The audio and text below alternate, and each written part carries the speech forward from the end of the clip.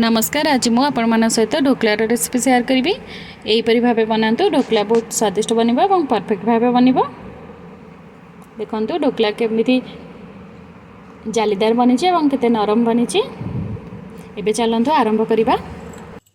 एठारे मु गोटे कप बुट डाली नहीं से पानी पकई 4 ରୁ 5 घंटा पर्यंत बतुरवा रखी 4 ରୁ 5 घंटा पर एबे बुट डाली भल भाव बतुरी गलानी। ताहाको मु गोटे कप दही मिसई भल भाव चिकन करी बाटी देछि।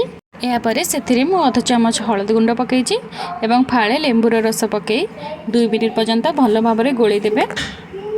यापर ताकू 5 ରୁ 7 घंटा पर्यंत घोड़े की रखिदेबे जहाँद्वारा कि यह टिके फुली जीवो। 5 ରୁ 7 घंटा पर मु एहीपरी गोटे जगह नहीं से पाखापाखि 2 ग्लास पानी दे ताको किछि समय गरम हवा रखी देछि।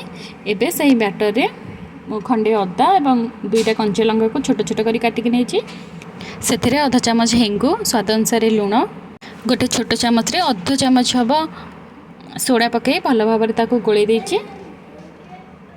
एबे एहीपरी गोटे जगह नहीं मुझे तेल लगे देछि जहाँद्वारा कि से लगनी। आपण स्टील बा रसर भी नहीं पारे। एबे पानी गरम हो गलानी से रखी मु 20 मिनिट पर्यंत सिझापी रखीदे। एबे यहाँ सिझी गलानी।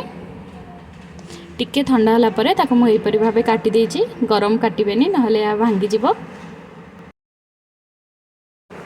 एबे गोटे कड़ाई रे तेल गरम करी से मु अल्प सोरिष 2टा कंचा लंका अल्प भूसंग पत्र को पकईछि। सोरिष फुटी गला परे से मु अध कप पानी पकईछि।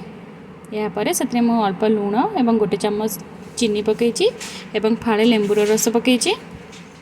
यह फुटी गलानी। एबे हमें रखिथिबा ढोकला रे याको पकईबा एवं याको आ 2 मिनिट पर्यंत घोड़े की रखिदबा जहाँद्वारा कि पानी सुखी जीवो। एबे देखंतु हमर ढोकला प्रस्तुत हो गला। याको बनातु खातु केमिति लागिला कमेंट बॉक्स रे निश्चय जणातु। मो चैनल को लाइक शेयर एंड सब्सक्राइब करिया को भूलिबेनी।